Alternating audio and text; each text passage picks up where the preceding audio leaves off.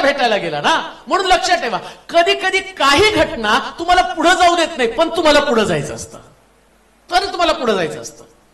म्हटलं मी माझ्या भावाला भेटलो तर त्याच्याकडनं मला चांगला रिस्पॉन्स मिळणार नाही. तो मला मारून टाकेल. का मारून टाकेल? मी त्याला फसवलं. पण तरी सुद्धा त्याला माहिती होतं आता देव मला सांगतो. कधी कधी देव तुम्हाला काही गोष्टी सांगत असतो, त्यास तुमच्या हानीचा विचार करू नका. सगळ्यात महत्वाची गोष्ट, प्रभूच उंच झाला पाहिजे. आणि दुसरी गोष्ट, एसावामध्ये सुद्धा देवानं अनिती पाहिली नाही. त्यानं आपल्या भावाला पाहिल्यावर तो त्याच्या भावाच्या गळ्यात पडून रडला. नीती अनिती लक्षात ठेवा. याचं एवढं नुकसान केलं तरी सुद्धा आम्ही पाहतो एसाव आणि याकोब दोघ जण एक झाले. बायबल सांगतं देवानं याकोबामध्ये अनिती पाहिली नाही. आशीर्वादासाठी अडचण काय? आमच्यामधली अनिती, आमचं नीतीचं वागणंच नसेल, शुद्धीवरती येणंच जर नसेल. जसं उधळ्या पुत्राचा भाऊ अनितीचं जीवन जगत आहे. उधळ्या पुत्र नीतीचं जीवन जगत आहे. एवढं सगळं उधळून सुद्धा उधळ्या पुत्राच्या नावानंच दाखला. आणि स्किट ठरवा की तो मला उधळ्या पुत्र बनायचं.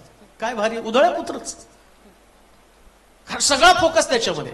मी तो सगळं त्या बायबल मधला तो जो भाग आहे ना, तो सगळा उधळ्या पुत्रावरती. अगदी एंट्री केल्यापासून एक मोठा मुलगा, धाकटा मुलगा आला. त्यानं आपल्या बापाकडनं आणि गेला आणि तो म्हटला माझ्या संपत्तीचा अर्धा वाटा द्या. मग तो गेला आणि गजबिनी बरोबर उडवला. मित्र सगळं त्याच्याविषयी. आणि उधळ्या पुत्राचा भाऊ घरामध्ये निवांत बसलाय, बापाची सेवा करतो. आणि त्याचं एंड काय? त्याचा एंड तो रुसून बसला. हिरो असून झिरो झाला आणि झिरो असून हिरो झाला. कसलं बायबल आहे? नीती कशाला म्हटलेलं आहे? सगळं त्यानं घालवलं पण नीती त्याच्याकडे होती. कोणती नीती? माझ्या बापाकडे जाऊन त्यांना म्हणतो मी तुमचा मुलगा म्हणून घेण्याच्या लायकीचा नाही. ही नीती झाली हो. आणि ती कोणती झाली? उधळ्या पुत्र घरात आला म्हणून धाकटा भाऊ चिडला. ती अनिती झालेली. मग शास्त्र काय सांगतं? मी याकोबामध्ये अनिती पाहिली नाही. लक्षात ठेवा, आमचं जीवन ज्यावेळेस देव तपासेल, आणि प्रत्येकाचं जीवन देव तपासतो. तुम्ही चर्चमध्ये बसलाय ना, सगळ्यांचं जीवन देव तपासतो. असं समजू नका मी त्या ठिकाणात मी फार भारी प्रीचिंग करायला लागलो आणि मी तुम्हाला संदेश द्यायला लागलो, देव माझ्या जीवनात अरे फार भारी बोलतो रे, तुझं काय आहे? तुझ्यामध्ये मी डोकवेल ना, तुझ्यामध्ये आणि ते असता कामा नये. तुझं जीवन नीट पाहिजे, तुझं जीवन शुद्ध पाहिजे. तुझ्या जीवनामध्ये जर शुद्धता नसेल, पवित्रता नसेल, सामावून घेण्याची वृत्ती नसेल, क्षमा करण्याची वृत्ती नसेल, शुद्ध जीवन जगण्याची वृत्ती नसेल, तर तुझ्यामध्ये अनिती आहे. आणि तो म्हटला याकोबामध्ये मी अनिती पाहिली नाही. देवाचे प्रिय लोक, आशीर्वाद न जाण्याचं कारण काय माहिती का? तुमच्यामध्ये देवाला अनिती कधी सापडू देऊ नका. एवढं स्वच्छ जीवन ठेवा.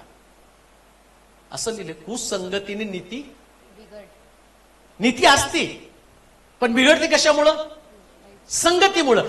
कधी कधी माणसाच्या संगतीनं. आता संगती म्हणजे नेमकं काय? दोघं जर एक संगती चालले ना, नाही बोलले तर काहीच प्रॉब्लेम नाही. बिघडतं कधी? बिघडतं कधी? बोलल्यावर. मग शास्त्र काय सांगतं माहिती का? की धुतलेले मेंढर एकत्र चारतात. जे धुतलेले आहेत ते एकत्र चारतात. म्हणजे संगती कोणाबरोबर पाहिजे? जे धुतलेले आहेत त्यांच्याबरोबर तुमची संगती पाहिजे. चुकीची संगती, नीती बिघडली, विचार बदलले गेले. मग चांगली संगती, आणि चांगली संगती कोणती आहे माहिती का? पवित्र आत्मा.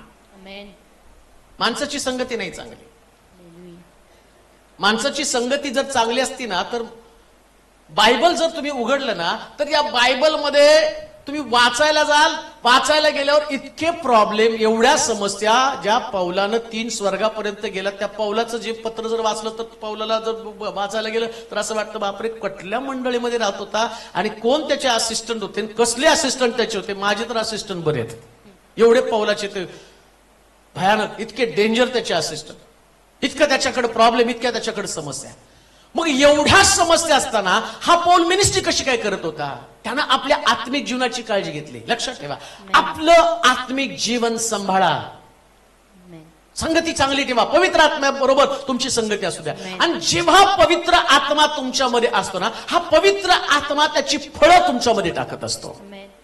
फळं टाकत असतो. प्रिया, माणसाच्या संगती चाला तर माणसामधले सगळे अवगुण तुमच्यामध्ये येतात. हे 100% सत्य आहे. त्याच्या तुम्ही सहवासात राहील. आज सकाळी मला एका सिस्टरचा फोन आला आणि त्या सिस्टरचा फोन आल्यावर त्या फोनवरती रडायला लागल्या आणि रडत रडते म्हटले की पास्टर, तुमच्या मंडळीचं मला कौतुक वाटतं की तुमच्यासारखे पाळक त्यांच्याकडे आहे आणि तुमच्या बरोबर राहून राहून ते म्हटले गुड फ्रायडेचे तुमचे 7 लोकांचे ते 7 उद्गार मी ऐकले तर मला ईर्षा निर्माण झाली आणि असं वाटलं की हे लोक एवढं संगती राहून एवढं छान बोलत आहे, एवढं चांगलं बोलत आहे आणि ते काय म्हटलं माहिती का, याचं कारण तुमच्या मंडळीमध्ये तुम्ही आहात. संगती तुम्हाला अशा पद्धतीने घडवत असते. प्रिया, काय घडत आहात तुम्ही? देवाच्या संगती राहा, आशीर्वाद जाणारच नाही. कधी कुठल्या व्यक्तीच्या विचारानं चालू नका. जेव्हा व्यक्तीच्या विचारानं चालाल पवित्र आत्म्याचा अभिषेक निघून जाईल. म्हणून म्हटलं गलती करायच्या पत्रामध्ये आत्म्याच्या प्रेरणेनं, कोणाच्या प्रेरणेनं? आत्म्यानं, पवित्र आत्म्याच्या प्रेरणेनं चाला. पवित्र आत्मा जसं सांगतो तसं तुम्ही करा. सगळे मिसगाईड करतील, पवित्र आत्मा कधीच करत नाही.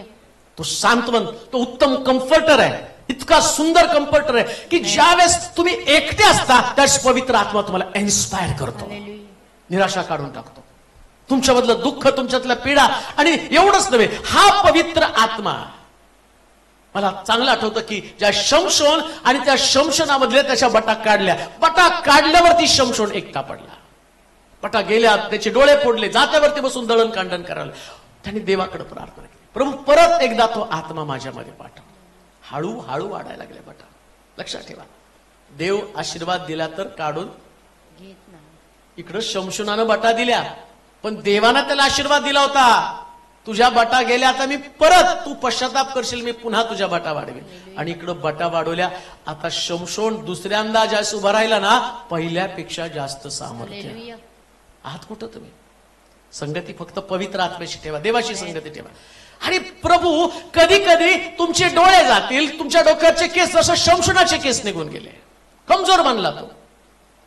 परंतु देवाला त्याचं काम हरेक व्यक्तीकडून करून घ्यायचं. तिथं मला मर्यादा आहे. मला असं वाटतं की देवानं याच्याकडनं काम करू नये, पण देवाला वाटतं ना करून घ्यावं. म्हणतो ना, चौकात बांधलेलं गाढव घेऊन शिष्याने विचारलं पाहिजे, काय मागून मागितलं?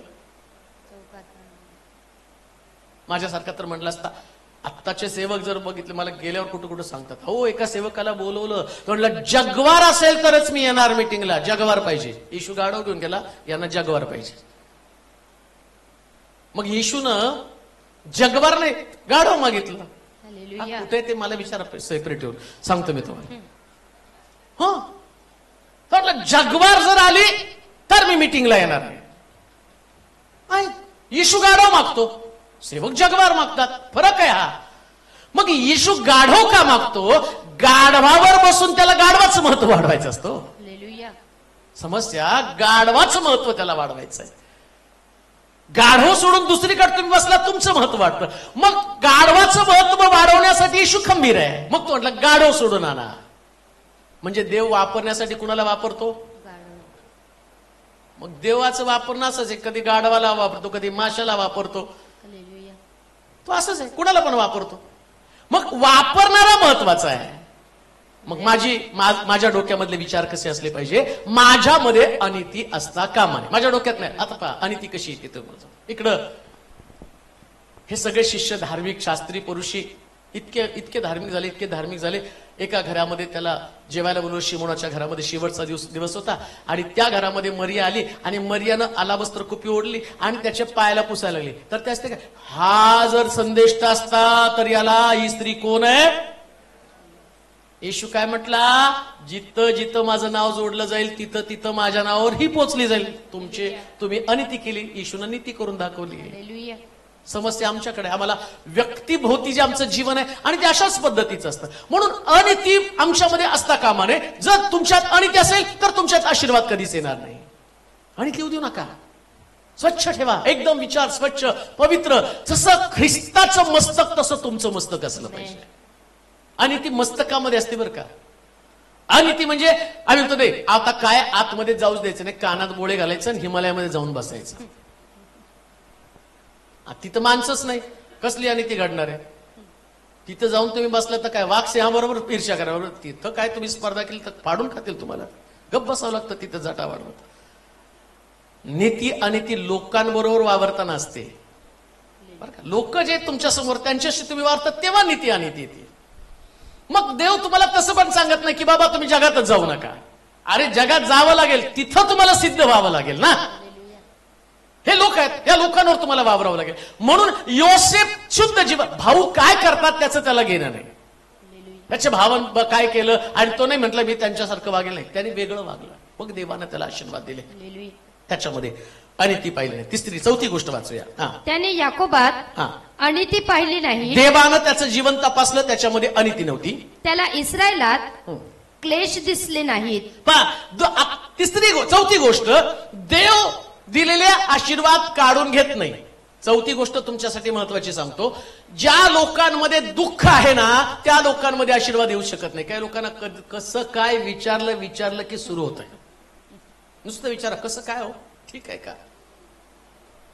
नवरा त्रास देतो, लेकरं त्रास देतात, शेजारी त्रास देतात, पैसा नाहीये, कर्ज झालेलं आहे, एवढं दुःख देव बघितलं तर म्हणतो तुला आशीर्वादाची काय गरज आहे रे. 12 महिने तुमचं रडगाणं तुमचं चालू आहे. परंतु देवाच्या लोकांनी जेवढे प्रभूनं साक्षी केल्यात ना तेवढ्या साक्षीची घोषणा करायची प्रति दिवशी. काय प्रभूनं साक्ष केली. बरं एक गोष्ट मला तुम्हाला सांगा, तुम्ही किती दुःख केलं, रडला, मी कर्जात आहे, मला लेकरू होत नाही, माझा नवरा नीट वागत नाही, मला नोकरी लागत नाही, पण सगळं ठीक आहे तुमचं, हे सगळं दुःख तुमच्याकडे आहे, पण तुम्ही जिवंत आहात ना. हालेलुया. नवरा आहे, त्यांच्याकडे लेकर आहे, त्यांच्याकडे नोकरी आहे आणि ते व्हेंटिलेटरवरती आहे आणि तुम्ही फुकटचा श्वास घेता. नाही आम्हाला सावकार त्रास देतात. मग तुम्ही आधी त्यांना त्रास दिला ना, द्या ना उसने, आम्ही देतो ना तुम्हाला, व्याज देतो ना तुम्हाला, आणि 22% 25% देतो. त्यावेळेस जाऊन तुम्ही घेतलं 25% आणि नंतर कसं झालं. मला तर इतकं कॉमेडी वाटतं ना ते, बाळासाहेब कसं कर्ज झालं कळलंच नाही. मागायला जाताना ते म्हणलं सावकार नाही तुम्हाला देत नाही, तुम्ही मागा, अहो 25 नाही द्या. मग तुम्ही घेता आणि द्यायच्या टायमाला कसं झालं कळत नाही. आणि मग आता येशूनं याच्यातनं बाहेर काढावं, बाहेर काढून तुम्ही परत घुसणारच ना. तुम्ही काय, तुम्हाला सवय लागलेली ती. बरं त्याच्या पलीकडे जाऊन मी तुम्हाला सांगतो, एवढं करून पण तुम्ही जिवंत आहात ना. लक्षात ठेवा, देवाच्या लोकांचं वैशिष्ट्य काय, ते दुःखाबद्दल बोलत नाही. पौल म्हणतो प्रभूमध्ये सर्वदा आनंद करा. पुन्हा सांगतो आनंद करा. मग कुठे पौल साखळ दंडामध्ये बांधलेला आहे, कुठे पौल जेलमध्ये आहे, बंदीशाळेमध्ये आहे. लक्षात ठेवा वैशिष्ट्य काय देवाच्या लोकांचं. तुम्हाला आशीर्वादित व्हायचंय, देवानं तुमच्यातले आशीर्वाद काढून घेऊ नये याच्यासाठी तुम्हाला मेहनत घ्यायची. कशी मेहनत घेणार आहात. जे तुमच्याकडे आहे त्याच्याबद्दल देवाला धन्यवाद द्यायचा, जे तुमच्याकडे नाही याच्याबद्दल दुःख व्यक्त करायचं नाही. माझ्याकडे हे नाही, समयात देव देतो म्हणजे देतो समयामध्ये. थोडीशी वाट पहा आणि समयामध्ये देव जे देतो ते सगळ्यात भारी देतो. बरं का, असं भारी दिलं की तुम्ही म्हणाल अरे ह्याच्यासाठी देवानं थांबवलं होतं काय. आता किती घाण दिसते सगळं. बघा बरं, जाता येतात, मला तर मी खाली येतच नाही. चर्च बांधतात सगळं पाडलंय, ते काढलंय. आणि मी कोण मला विचारलं की म्हणतो 10 लाखाचं नुकसान झालं. कसं काय 10 लाखाचं नुकसान झालं. अहो पेवर्स गेले, 4 लाख त्याला घालवले आणि 4 लाखाचं छत होतं ते घालवलं आणि आता चर्च मध्ये गरम होतं. हे सगळं नुकसान तुम्हाला दिसतं, पण ज्या दिवशी बांधून तयार होईल त्याच तुम्हाला कळेल अरे एवढे भारी आशीर्वाद द्यायचे होते म्हणून हे सगळं गेलेलं आहे. तर आता गेलं त्याचं दुःख करायचं नाही, जे येणार आहे ते खूप भारी आहे. हीच गोष्ट ध्यानात ठेवा. दुःख असं देऊ नका. ज्यावेळेस दुःख तुमच्याकडे येतं ना त्यास पौलासारखं फिलिपाई 4:4 मध्ये म्हटलं पाहिजे, प्रभूमध्ये सर्वदा आनंद करा. सर्वदा म्हणजे सर्वदा. निराश हा शब्द यूज देऊ नका. बऱ्याच लोकांना ते एवढं निराश ते सिरियल मधले ते हिरोईन झालेले नाही का, त्यांनी ते रडायला लागले, ही बी रडायला लागलेत. नाही हो, आम्ही देवाचे लोक आहोत. आणि देवाच्या लोकांचं वैशिष्ट्य काय, सिंहाच्या गुहेतनं दानियल तिथून आवाज येतो, महाराज आनंद आहे होतो. त्याचं गुड मॉर्निंग वेगळं होतं. इकडून राजा रात्रभर झोपला नाही आणि सकाळी दानिएलला मी तो दानिएल सिंहाच्या गोळीत निवांत झोपला असेल. मला वाटतं सिंहाने त्याला फुंकर मारून हवा पण घातली असेल रात्री. गुर गुर गुर गुर गुर गुर आणि तो निवांत झोपला. त्याला माहितीये हा काही खाणार नाही आणि हा आतमधलं त्याला वाटलं की गोळीत मी एकटा असू नये म्हणून देवाने सिंहाची कंपनी दिली आणि राजा रात्रभर झोपला नाही. सकाळी उठून राजा दानिएलला विचारतो, दानिएला तुझ्या देवानं तुला वाचवलं का? अरे महाराज, देवानं देवदूत पाठवून मला वाचवलं. हालेलुया. आनंद करा. आमेन. दुःख दिसूच देऊ नका तुमच्या जीवनामध्ये. दुःख दिसलं की प्रभूला वाटतं हे आशीर्वादाच्या लायकच नाहीयेत. 40 वर्ष यांना का लागलं माहिती का? 11 दिवसाचा प्रवास पण देवाने 40 वर्ष फिरवलं. का फिरवलं? वाटेत गेल्याबरोबर तिथं तांबडा समुद्र आला लगेच मोशेला. समोर तांबडा समुद्र, पाठीमागं फारो. अरे काय कबरं नव्हते का तिथं? इथं आम्हाला घेऊन आलं. देव काठी मारली, समुद्र दुभांगला, कोरड्या भूमीवर गेल्यावर पाणी कुठे आहे? तिथं होतं ना, प्यायचं होतं की समुद्रामध्ये. पाणी कुठे आहे? काढलं खडकातनं पाणी. मग आता अन्न कुठे? मान्ना खा. मग मान्ना दिल्यावर मटण कुठे? लावेपेक्षा काय मटण दिल्यावर मग कांदा भेंडी कुठे? अहो किती कुरकुर करताल, सारं दुःखच. कांदा भेंडी कुठे? मटण कुठे? मान्नाच का दिला? पाणी कुठे? हे कुठे? 40 वर्ष फिरले. पण आनंद करणारे लोक देव त्वरित आशीर्वाद त्यांच्या जीवनामध्ये पाठवत असतो. तुमचे आशीर्वाद कधीच काढून घेतले जाणार नाही. कधी दुःख व्यक्त करू नका. देवाने त्यांच्यात क्लेश पाहिले नाही. प्रभू ज्यावेळेस तुमच्या घरात, तुमच्या परिवारात, तुमच्या जीवनामध्ये त्यांना डोकवलं ना, तर तुम्ही सतत आनंद करताना त्याला दिसलं पाहिजे. हालेलुया. सतत बरं का. आमेन. कधीच तुम्हाला कोणी म्हटलं नाही आज तुमचा चेहरालाही सुकलाय. हालेलुया. जे झाड पाण्याच्या प्रवाहाजवळ लावलं जातं जे आपल्या त्याची पानं कधी कोमेजत नाही. मग तुमची पानं का कोमेजली? आणि आम्ही लगेच म्हणतो काहीतरी प्रॉब्लेम झाला का तुमच्या घरी? आणि आम्ही बिलिव्हर्स. कसले तुम्ही बिलिव्हर्स? लक्षात ठेवा, देवाच्या लोकांनी सतत फ्रेश असलं पाहिजे, हालेलुया. आनंदीच असलं पाहिजे. आमेन.